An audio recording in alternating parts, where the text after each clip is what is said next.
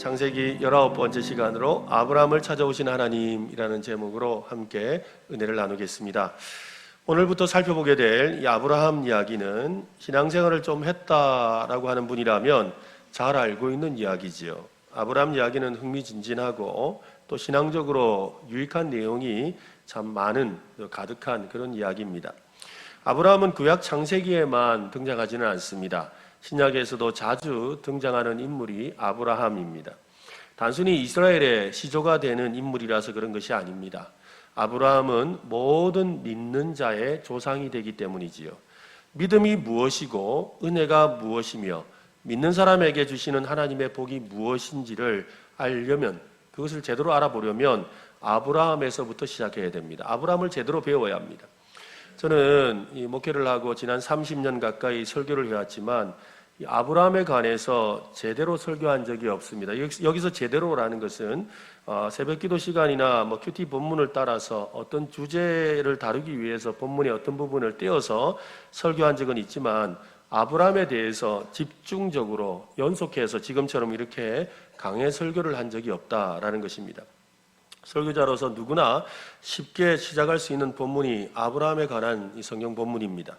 실제로는 그런데 설교하기 힘든 본문 중에 하나입니다.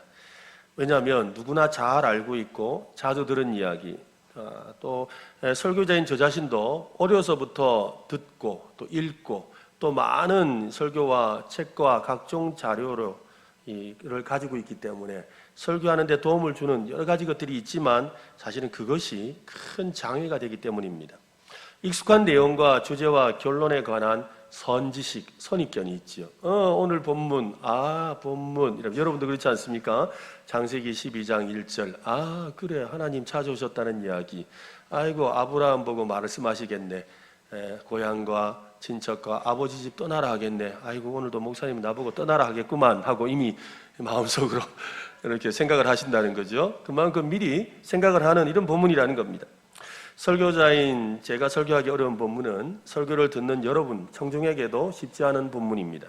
듣는 여러분도 이미 가지고 있는 선지식과 선입견으로 말씀을 듣고 있기 때문인 거지요. 설교자나 청중이나 익숙함은 이 동전의 양면과 같습니다. 익숙함 때문에 가깝게 다가갈 수 있죠. 친하게 다가갈 수 있지만 익숙함 때문에 더 깊이 들어가지 못하죠. 내가 알아 라고 하면서 새로운 것을 발견하는데 방해를 받습니다. 왜 그럴까요? 왜 우리는 그런 익숙함 때문에 방해를 받게 될까요? 그것은 우리의 뇌, 머릿속에 있는 뇌가 게으르기 때문에 그래요. 이것을 게으른 뇌라고 합니다. 머릿속에 있는 뇌는 어떤 사람이나 사물에 대해서 이미 내린 판단을 새로운 정보로 대체하는 것을 별로 좋아하지 않습니다. 그래서 이미 가지고 있는 판단을 그대로 유지하려고 합니다. 그리고 오히려 더 강화시키려고 하죠. 그래서 다른 이야기를 새롭게 듣지 않고 기존의 것을 더 강하게 만들려고 하는 거예요. 그래서 이 게으른 뇌는 다시 생각하거나 깊게 생각하려고 하지 않습니다. 이 게으른 뇌로 인해서 고정관념에 사로잡히게 되는 거예요. 사람이 고정관념이 생기는 이유가 바로 그겁니다. 내가 알아 하면서 내가 안다라고 전제하고 더 알아가지 않으려고 하는 거죠. 그러니까 사람이 익숙한 것, 편한 것을 찾고 자기 생각의 범주를 만들고 그 안에 들어갈 수 있는 것만 받아들이는 이유도 바로 이 뇌가 게으르기 때문이라는 거지요. 이 게으른 뇌는 영적인 생활에도 영향을 줍니다. 제대로 믿음 생활을 하려면 지금까지 가지고 있던 그 고정관념이나 익숙함과 같은 그런 선지식을 좀 버려야 돼요. 그래서 오늘 여러분 설교 말씀 듣는데도 제가 이야기를 하는 이유는 지금까지 들었던 이야기 좀 잊어버리고 새로 들으시기를 바랍니다. 그죠? 새롭게 오늘 하나님이 나에게 특별히 새롭게 말씀하시는 말씀이 무엇인지를 들어야 한다는 거지요. 익숙하다는 것은 무언가에 길들임을 당했다는 뜻입니다. 영적으로 무감각해져서 이 길들임이라는 쇠사슬에 매여 있으면 안 됩니다. 우리는 이 세상에 또 아니면 이전에 가진 지식에 길들임을 당해서 하나님이 날마다 새롭게 주시는 은혜를 놓쳐서는 안 된다는 거지요. 하나님이 많은 민족의 조상으로 선택한 사람은 아브라함입니다. 아브라함을 선택하실 때 여기 믿음 좀 좋은 사람이 하나 있구나. 내가 민족들을 축복하기 위해서 이 좀 믿음 좋은 이 사람 좀 사용해야 되겠다라고 그렇게 말씀하지 않으셨습니다. 노아의 경우에는 좀 달랐지요. 우리가 앞에서 살펴본 것처럼 노아는 당대의 의인이요 완전한 자다라는 말을 들었습니다. 그런데 아브라함과 관련해서는 어떠한 언급도 없지요. 그냥 다짜고짜 하나님이 찾아오셨다고 합니다. 오늘 본문을 다시 한번 보십시오. 여호와께서 아브라함에게 이르시되 너는 너의 고향과 친척과 아버지의 집을 떠나 내가 내게 보여줄 땅으로 가라. 다짜고짜 하나님이 말씀하신 겁니다. 아마도 하나님은 아버지 데라의 임종을 지켜본 후에 찾아오셨던 것 같습니다. 이전에 하나님의 섭리 아래서 갈대아 우르를 떠났다면 이제는 하나님의 분명한 말씀, 즉 부르심을 듣고 떠나라고 말하고 있는 것이지요. 아브라함에게 찾아오셔서 말씀하신 것은 아브라함의 어떤 공로나 노력 때문이 아닙니다. 전적으로 하나님의 은혜입니다. 하나님은 언제나 말씀하시는 분입니다. 하나님은 말씀하시며 자기 사람을 부르십니다. 여기 있는 우리 모두도 하나님의 부르심을 받고 이 자리에 있습니다. 여러분 이것을 믿으시기 바랍니다. 여러분 우리는 모두 다 하나님의 부르심을 받아서 이 자리에 왔습니다. 아브라함처럼 분명한 음성을 듣고 세상을 떠나서 하나님이 지시하신 이곳으로 온 분도 있고요. 그것이 하나님의 음성인지 뭐는 잘 모르지만 사람들이 은혜로 교회 가면 좋다더라 라는 말 듣고 그렇게 왔는데 보니까 그게 하나님의 음성인 것을 알게 된 분도 있어요. 그리고 우리 중에는 아직도 그것이 하나님의 음성인지도 모른 채 앉아 계시는 분도 여기 계세요. 그렇지만 중요한 것은 우리 중에 누구도 스스로 하나님을 찾아온 사람은 없다라는 것입니다. 내가 혼자 온 것 같지만 하나님의 부르심이, 그 내적인 부르심이 있었습니다. 모두는 하나님의 부르심을 받고 이 자리에 왔습니다. 그래서 성경은 이렇게 말합니다. 하나님의 은사와 부르심에는 후회하심이 없다. 하나님이 우리를 부르심에 있어서 하나님의 부르신 그 은혜에는 하나님의 후회하심이 없다라고 말하는 거지요. 아브라함처럼 우리가 누구인지 무슨 공로가 있는지를 보지 않으시고 은사, 즉 은혜로 우리를 부르셨습니다. 하나님은 부르심에 절대로 후회하지 않은 줄로 믿으시기를 바랍니다. 지난주에서는 길 위에서 하나님을 만나야 한다라고 했습니다. 어떤 하나님을 우리가 길 위에서 만나야 되겠습니까? 오늘 본문을 통해서 깨닫는 것은 말씀하시는 하나님을 만나야 합니다. 하나님은 언제나 말씀하시는 분입니다. 하나님은 자기가 택한 사람들인 저와 여러분에게 말씀하기를 기뻐합니다. 하나님의 그러므로 음성을 들어야 하는 것이지요. 하나님의 음성은 여러분 하나님의 음성은 성경 말씀을 말하는 것은 아닙니다. 즉 하나님의 음성 이퀄 성경 말씀은 아니에요. 성경 말씀이 하나님의 음성이 맞지만 그러나 그것이 전부는 아니라는 거예요. 성경 말씀과 설교 말씀 가운데 나에게 주시는 그 음성을 들어야 되는데요. 이 음성을 뭐라고 그러냐면 한번 따라합시다. 레마의 음성. 여러분 들어보셨습니까? 레마의 음성. 이 성령님께서 주시는 음성을 말합니다. 이것을 조금 더 우리의 시각에 맞게 말한다면 깨달음이에요. 깨달음. 그래서 레마의 음성은 바로 깨달음이죠. 여러분 설교 말씀 듣다가 깨달음이 옵니까? 깨달음을 받습니까? 이것이 바로 성령께서 주시는 레마의 음성이라는 것이지요. 우리는 수많은 음성을 들으며 살고 있습니다. 그 음성 가운데 하나님의 음성을 분별할 수 있어야 하는 것이지요. 여기에 많은 성도님들이 앉아 계십니다. 여러분이 저마다의 소리를 내고 있어도 저는요 제 아내나 우리 아이들이 떠드는 이 소리는 금방 분별해냅니다. 기침하는 소리도 분별해내고 재채기 하는 소리는 더 잘 알아내지요. 그래서 앉아 있으면 금방 알아들어요. 왜 제가 제 아내나 저희 아이들의 소리를 정확하게 구별해낼 수가 있습니까? 저는 우리 아이를 알고 제 아내를 알지요. 잘 압니다. 그리고 또한 그들의 음성을 많이 들었기 때문에 아는 거지요. 그래서 분별할 수가 있는 겁니다. 그렇습니다, 여러분. 우리가 하나님의 음성도 자주 들어야 구별할 수가 있습니다. 하나님을 자주 알아가야 되고 더 많이 알아가야 되고 그분의 음성을 자꾸 들어야 된다는 것이지요. 그래서 하나님의 음성을 듣는 일은 시간과 훈련이 필요한 일입니다.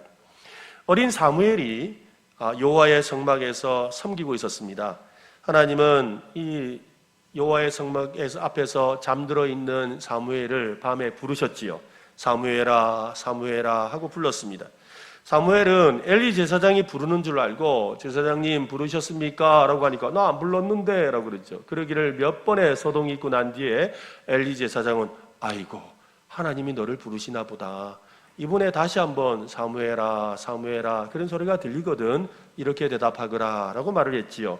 사무엘상 3장 10절 말씀을 한번 보십시오. 같이 한번 읽어보겠습니다. 여호와께서 임하여 서서 전과 같이 사무엘아 사무엘아 부르시는지라 사무엘이 이르되 말씀하옵소서 주의 종이 듣겠나이다 하니. 한 번 더 해볼까요? 말씀하옵소서 주의 종이 듣겠나이다. 사무엘은 그렇게 하나님 앞에 말했어요. 사무엘처럼 우리도 처음부터 하나님의 음성을 잘 구별하는 것은 어려운 일입니다. 신앙이 깊어진다는 것은 하나님의 음성을 구별하는 능력이 생겼다는 거예요. 내가 신앙이 좋다, 내가 신앙이 깊다라는 것은 내 삶 속에서 하나님이 말씀하시는 그 음성을 듣고 이것이 하나님의 음성인 것을 구별하는 능력이 생겼다는 거죠. 하나님은 다양한 방법으로 우리에게 말씀합니다. 사건을 통해서 말씀하기도 하고요, 사람을 통해서 말씀하기도 하지요. 또 분명한 환상이나 구체적인 음성을 통해서 말씀하기도 합니다. 아마 여러분들 이렇게 음성을 들었을 거예요. 그죠? 어떤 사건 때문에 아이고 내 교회 가야 되겠다. 아이고 내가 기도 안 해서 그런가 보다. 그죠? 또 누군가 와서 기도하세요. 그 말을 들어서 아이고 내가 놓치고 하나님 의지하지 않았구나라고 하는 것처럼 그런 다양한 음성을 우리는 듣고 지금까지 왔습니다.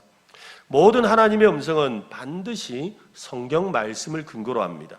그래서 하나님의 말씀인 성경을 읽고 또 묵상하고 하나님의 말씀을 강론하는 지금과 같은 이 설교를 여러분이 열심히 들어야 합니다. 믿음은 들음에서 난다고 성경은 말씀했습니다. 말씀을 듣고 믿음이 생기고 또 믿음이 확신으로 바뀌면 얼마든지 하나님을 신뢰할 수가 있고 그분의 음성을 분별할 수가 있는 것입니다. 하나님을 신뢰하면 무엇이든지 말씀하는 대로 순종할 수가 있습니다. 여러분 베드로 아시죠? 베드로가 예수님을 처음 만나서 제자가 되었던 때를 한번 생각해 보십시오. 그는 밤새 고기를 잡았지만 잡은 것이 없습니다. 그는 빈 배에서 그물을 이렇게 치고 있는데 예수님이 그 배에 오르셨지요. 그리고는 예수님께서 하나님 나라의 복음을 전하셨습니다. 그 말씀이 다 끝나고 난 뒤에 베드로에게 말씀하셨지요. 깊은 곳으로 가서 그물을 내려라 라는 말이었습니다. 그때 베드로가 한 유명한 말이 있습니다. 누가복음 5장 5절에 보면 시몬이 대답하여 이르되 선생님 우리들이 밤이 새도록 수고하였을 때 잡은 것이 없지만은 무엇에 의지하여? 말씀에 의지하여. 누구의 말씀? 예수님의 말씀에 의지하여 내가 그물을 내리리이다. 사실 베드로와 예수님은 그렇게 친한 사이가 아닙니다. 그런데 어떻게 해서 예수님의 말씀을 의지하여 그물을 내리겠다고 말할 수가 있었을까요? 물고기 잡는 건 예수님보다 베드로가 더 잘하는데 왜 베드로가 말씀에 의지할 수가 있었습니까? 그는 이 그물을 싣기 위해서 앉아있던 그 배에서 예수님이 전하는 천국 복음을 들었던 것입니다. 들었던 그 천국 복음을 통해서 예수님이 어떤 분인지를 확신하게 되었지요. 그래서 그는 예수님을 신뢰하는 마음으로 말씀에 의지하여 내가 밤새도록 잡은 것은 없지만 말씀에 의지하여 내가 그물을 내려보겠습니다 라고 말했던 것입니다. 예수님의 말씀을 듣고 예수님을 믿었던 것입니다. 그렇습니다. 말씀을 우리가 들어야 합니다. 말씀을 듣고 하나님을 알아야 하는 것이지요. 오늘 여러분 이 설교 말씀을 통해서 하나님을 알아가시기를 바랍니다. 예수님을 더욱 알아가시기를 바랍니다. 아는 데서 그쳐서는 안 됩니다. 믿어야 합니다. 믿으시기를 바랍니다. 그러면 얼마든지 말씀에 의지하여 그물을 내리리이다 라는 고백처럼 말씀에 순종할 수가 있습니다. 오늘 아브라함이 고향과 친척과 아버지의 집을 떠나라고 할 때 자기를 찾아오신 그 하나님의 말씀을 믿고 떠났던 것처럼 우리도 믿음의 삶을 살아갈 수 있기를 바랍니다. 한때 이 베스트셀러였던 누가 내 치즈를 옮겼을까라는 책이 있습니다. 이 책은 이 스니프와 스컬이라는 생쥐 두 마리와 또 햄과 허라는 이 꼬마 인간들에 대한 이야기입니다. 이들이 치즈를 찾아 미로 속을 돌아다니는 그런 이 소설인데요. 생쥐와 꼬마 인간은 복잡한 미로 속에서 우연히 치즈가 가득한 창고를 발견했습니다. 그 창고의 이름을 알파벳 G, 그래서 C라고 해서 창고 C로 불렀어요.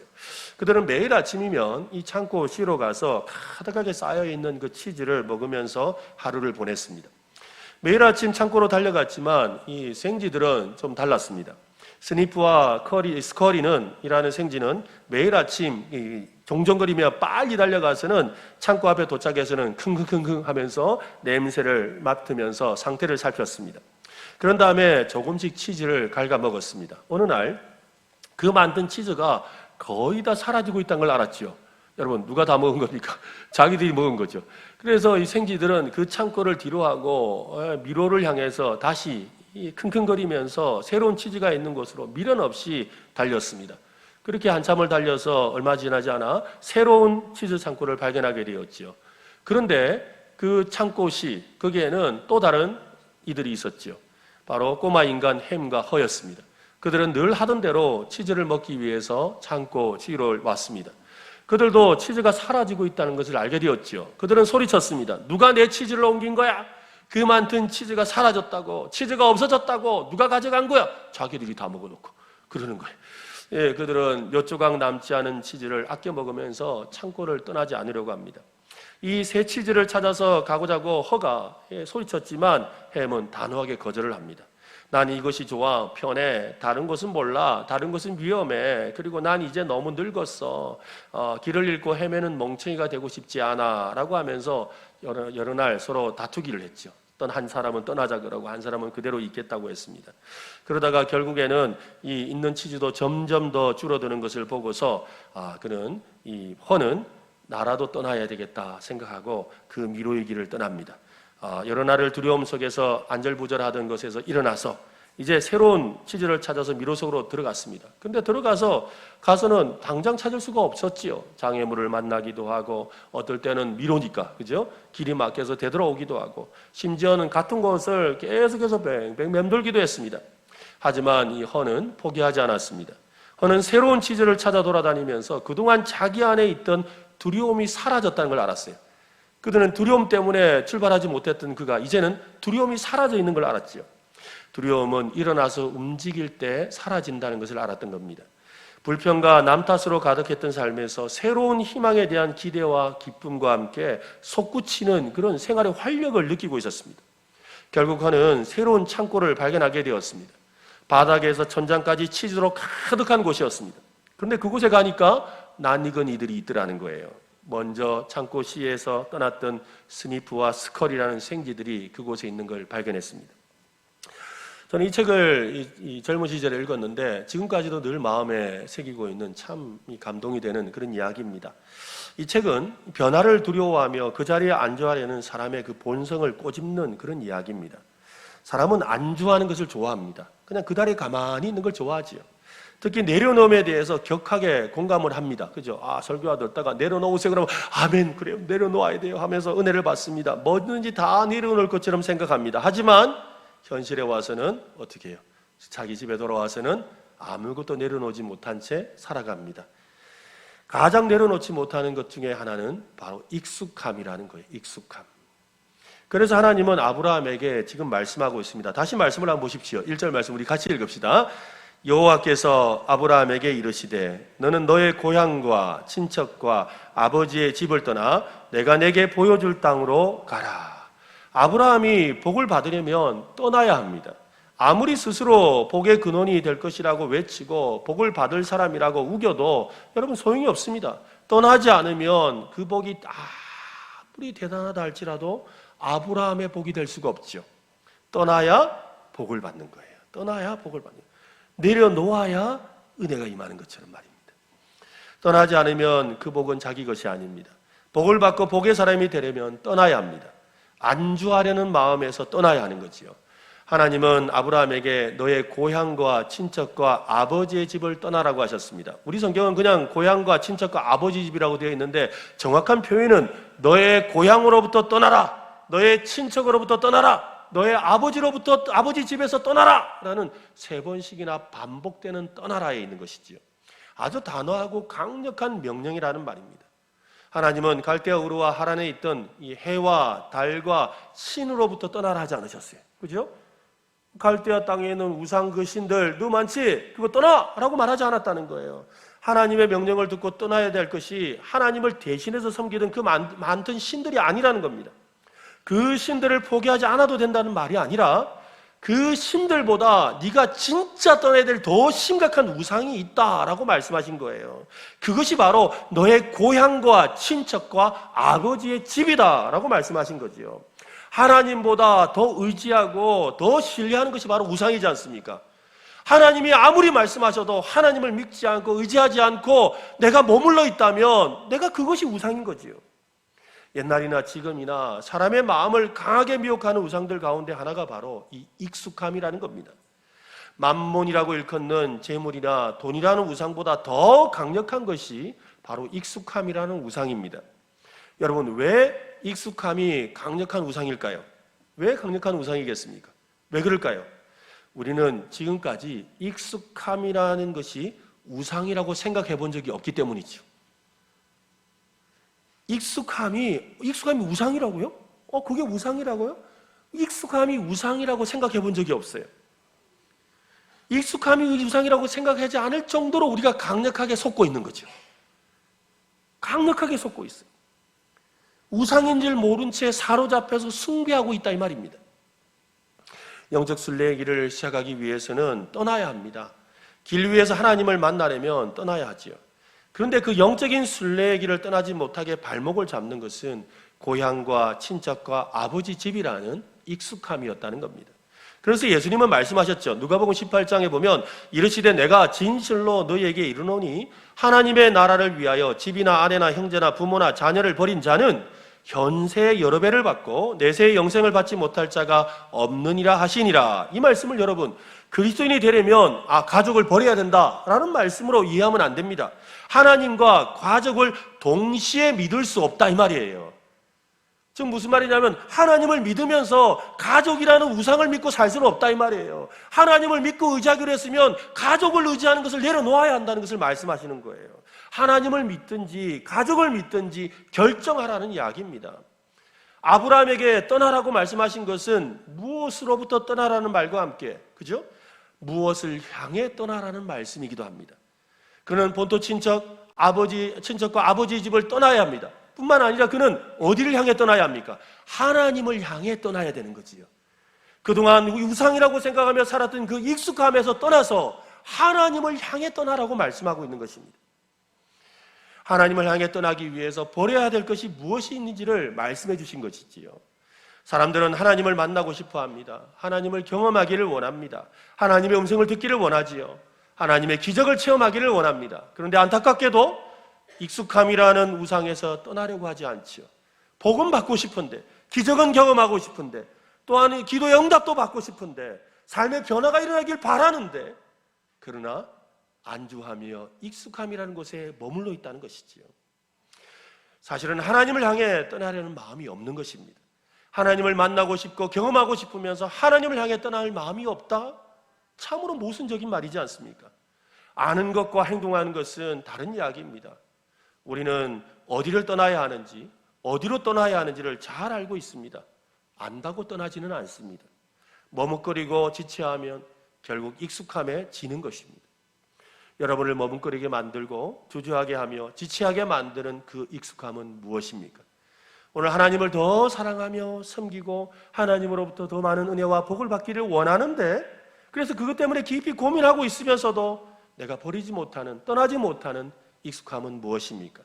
오늘 그것을 한번 돌아보시기를 바라고, 또 여러분 셀 모임에서 나의 익숙함이 무엇인지 함께 나누는 가운데 그곳으로부터 떠나는 은혜를 경험하시기를 바랍니다.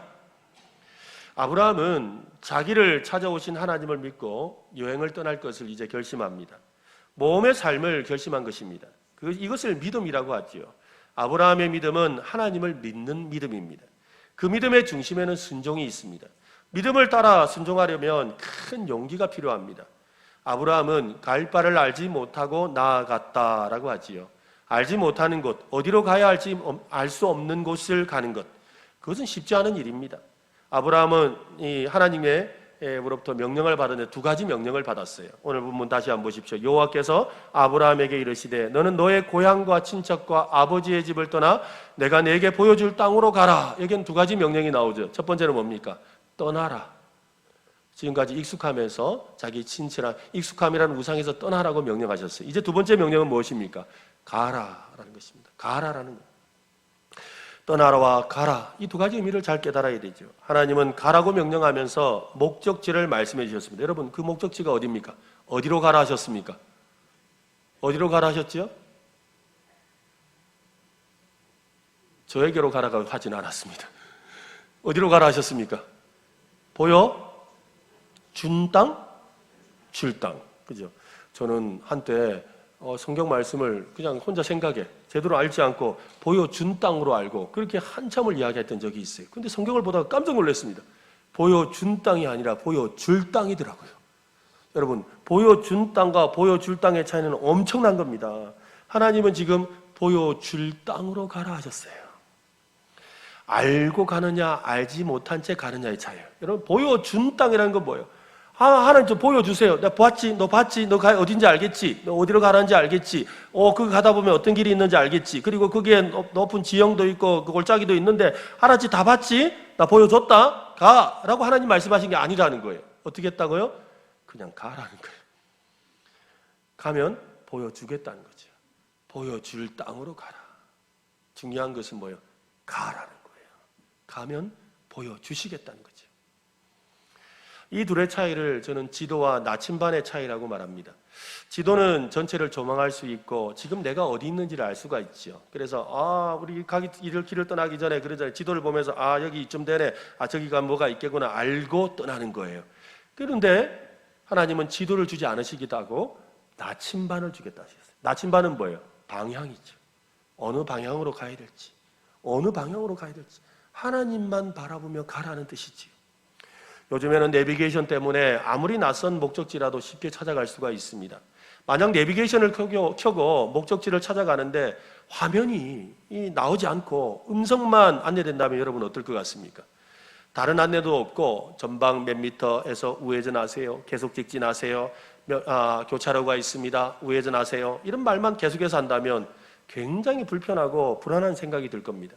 내비게이션 화면을 보면서 음성을 들으면 어디쯤 우회전해야 되겠구나, 계속해서 얼만큼 직진해야 되겠구나 라고 이렇게 추측할 수가 있죠. 그래서 마음의 안심도 되고 크게 주의하지 않아도 됩니다. 사람들은 하나님의 인도를 받을 때 지도를 달라고 요청할 때가 많습니다. 내비게이션처럼 그렇게 인도해 달라고 계속해서 지도를 보여주면서 가고 있니? 잘 가고 있니? 이 길이 아니다. 다시 돌아와라. 그렇게 말해주기를 바라지요. 저도 사실 그랬습니다. 하나님께 제 인생의 그 미래에 대한 지도를 보여달라고. 하나님, 제가 앞으로 목회를 해야 되는데 어떤 목회를 하기를 원하십니까? 제 인생의 목회의 지도를 보여주세요. 내 인생의 마스터 플랜을 보여주세요. 하나님 보여주세요. 보여주세요 하고 제가 몇 날 며칠을 굶어가면서 기도하고 목이 터져라 기도하고 심지어는 안 보여줄 것 같으면 죽이세요 하고도 기도했어요. 근데 다행히 안 죽여주셔서 다행이셨어요. 왜냐하면 아직도 못 봤거든요. 한 번도 하나님은 저에게 지도를 보여주신 적이 없어요. 언제나 제가 그렇게 때를 쓰고 간절히 그렇게 기도했지만 결론은 언제나 보여줄 땅으로 가라였어요. 주님, 저는 보여준 땅으로 가고 싶습니다. 보여주세요라고 기도했는데 하나님은 언제나 보여줄 땅으로 가라고 하시더라고요. 하나님의 대답은 보여줄 땅에 있습니다. 하나님은 일단 가면 보여줄 것이라고 하시지요. 나침반처럼 하나님을 계속해서 의지하고 바라보고 걸어가라는 것입니다. 여러분 이 말씀 아시죠? 시편 119편 105절 말씀 같이 한번 읽어볼까요? 시작. 주의 말씀은 내 발의 등이요 내 길의 빛. 한 번 더 읽겠습니다. 주의 말씀은 내 발의 등이요 내 길의 빛이니이다. 내 발의 등이 된다는 말이 무슨 말입니까? 내가 걸어가는 한 걸음 한 걸음만 비추시는 등이라는 거예요. 우리는 마음에 하나님 내 삶에 등이 되어주셔서 저 멀리까지 비춰주는 서치라이트처럼 그렇게 저 멀리까지 비춰주세요 라고 기도하지요. 근데 하나님은 내 한 걸음 한 걸음을 인도하셔요. 내 발에 등이 되셔서 내 한 걸음 한 걸음이 하나님의 뜻 안에서 걸어가도록 내 길에 빛이 되어주시는 분이라는 것입니다.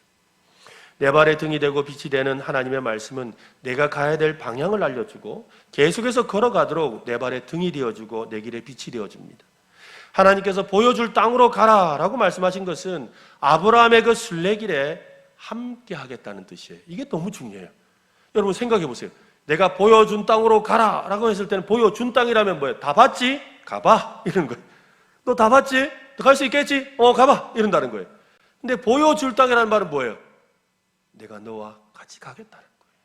내가 너와 같이 가겠다. 여러분 어느 게 좋습니까? 지도 보여주고 너 혼자 걸어가라 이게 좋습니까? 아니면 내가 같이 갈게 하는 게 좋아요?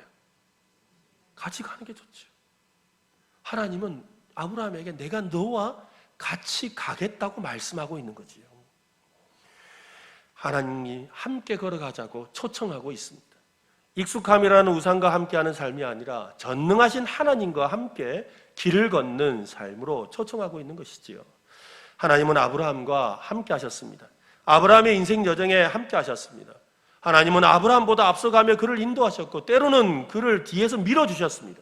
그렇게 하나님과 함께 길을 걸어간 아브라함에 대해서 성경은 이렇게 표현을 합니다. 참 멋진 말인데요. 이사야 4장 18절에 보면, 41장 8절에 보면, 그러나 나의 종 너 이스라엘아, 내가 택한 야곱아, 뭐라고요? 나의 벗 아브라함의 자손아. 벗이 뭡니까? 친구. 그죠? 야고보서도 그래 말합니다. 야고보서 2장 23절 같이 읽읍시다. 이에 성경에 이른 바 아브라함이 하나님을 믿으니 이것을 의로 여기셨다는 말씀이 이루어졌고 그는 하나님의 벗이라 칭함을 받았나니. 하나님은 아브라함을 나의 벗, 하나님의 벗, 친구라고 부르셨습니다. 왜 아브라함을 특별히 친구라고 불렀을까요? 여러분, 친구라고 부른 이유가 뭐겠습니까? 친구는 같은 길을 함께 걸어가는 사람이죠. 친구는 길동무죠. 길동무. 길에서 함께하는 동무, 길동무. 하나님의 길에 아브라함을 초대하셔서 길동무로 삼고 계시는 거지요. 지금 아브라함이 떠나서 가야 할 길은 아브라함의 길이 아닙니다. 하나님의 길이지요. 하나님이 계획하시고 하나님이 준비하신 길입니다. 그 길에 아브라함을 친구로, 길동무로 초대하고 계신 겁니다. 친구라는 별칭은 아브라함을 격찬하는 것입니다. 하나님이 아브라함을 친구로 부른 것은 우리도 지금 예수를 믿는 아브라함의 길을 따르는 우리도 친구로 여기겠다는 뜻이지요. 우리도 아브라함처럼 하나님의 길을 가고 있습니다. 우리도 하나님의 친구가 이미 되었음을 믿으시기를 바랍니다. 믿으셔야 돼요. 예수님이 그렇게 말씀하셨거든요. 예수님이 제자들에게 말씀하셨습니다. 요한복음 15장 15절에 보면 이제부터는 너희를 종이라 하지 아니하리니 종은 주인이 하는 것을 알지 못함이라 너희를 친구라 하였노니 내가 내 아버지께 들은 것을 다 너희에게 알게 하였습니다. 우리는 하나님의 친구, 예수님의 친구가 되었습니다. 하나님은 우리를 부르고 계십니다. 너는 너의 고향과 친척과 아버지의 집을 떠나서 내가 내게 보여줄 땅으로 가라. 하나님의 그 초청에 여러분은 어떻게 대답하겠습니까? 아브라함은 이렇게 대답하고 순종했답니다. 히브리서 11장 8절에 믿음으로 아브라함은 부르심을 받았을 때 순종하여 장래의 유업으로 받을 땅에 나아갈새 어떻게 해요? 갈 바를 알지 못하고 나아갔습니다. 우리도 아브라함처럼 그렇게 부르심에 순종하며 나아갈 수 있기를 바랍니다. 우리가 그 길을 나아갈 때 우리의 나아갈 바를 잘 알지 못합니다. 하지만 나의 친구가 되시는, 또 하나님의 친구가 되는 나는 하나님이 나와 함께 하시기에 얼마든지 보여준 땅이 아니라 보여줄 땅으로 나아가게 될 줄로 믿으시기를 바랍니다. 이것이 바로 믿음 생활입니다. 하나님께 복을 받는 길입니다. 하나님이 나와 함께 하시는 친구가 되어주시고 하나님이 나를 친구라 여겨주시고 내 인생길에 주님이 함께 하시면, 그래서 날마다 나를 도와주시면 이것보다 더한 복이 어디 있겠습니까? 오늘 그 복을 누리는 저와 여러분 되시기를 바랍니다. 오늘 말씀을 마무리하면서 한 가지 더 말씀드리고 싶은 것이 있습니다. 다음 주는 추수감사주일입니다. 한 해 동안 우리에게 베푸신 각종 은혜와 사랑에 감사하는 절기지요. 우리는 감사와 관련한 이 성경 필사를 지금 하고 있습니다. 또 오늘은 또 한 주간 동안 무엇을 감사할지에 대해서 이렇게 추수감사절 캠페인 노트도 이렇게 나눠드렸죠. 여러분, 어떤 사람이 감사를 잘할 것 같습니까? 어떤 사람이 감사를 잘할까요? 오늘 말씀을 근거로 한번 생각해 본다면 감사를 잘하는 사람은 익숙함에서 떠나는 사람이지요. 공기 너무나 익숙해서 고마운 줄 몰라요. 근데 숨을 못 쉬게 되면 공기가 소중한 줄 알죠. 우리 주변의 가족들 늘 가까이 있다 보니까 감사한 줄 몰라요. 떠나보면 감사를 알지요. 하나님의 은혜, 늘 우리가 하나님의 은혜에 잠겨서 살다 보니까 하나님의 은혜가 너무 익숙해서 그것이 은혜인 줄 모르고 살아요. 그런데 그 익숙함에서 떠나면 이것이 얼마나 감사한 일인지를 깨닫게 되죠. 익숙한 것에 머무는 사람은 그것이 감사한 것인지 깨닫지 못합니다. 모든 것이 감사할 제목인 것을 알려면 익숙함에서 떠나야 하지요. 세상에 여러분 어떤 것도 당연한 것은 없습니다. 익숙함이라는 가리개가 우리의 눈과 귀를 막아서 그것의 소중함과 감사를 깨닫지 못하게 만들고 있습니다. 여러분, 이번 한 주간만이라도 우리에게 있는 모든 것을 익숙하게 생각하지 말고 익숙함에서 떠나서 낯설게 보고, 그죠? 새롭게 보고, 그리고 정말 주의 깊게 들어보는 시간을 통해서 우리의 삶에 얼마나 베푸신 은혜가 많은지를 깨닫는, 그 감사를 깨닫는 저와 여러분이 되시기를 바랍니다. 익숙한 것에 머물며 감사할 줄 모르는 삶에서 이제 벗어나서 익숙한 것에서 오히려 새롭게 보고 진정한 감사로 말미암아 거침없이 자리를 들고 일어나서 주님의 그 길에 함께 동참하는 저와 여러분 되시기를 예수님의 이름으로 축원합니다.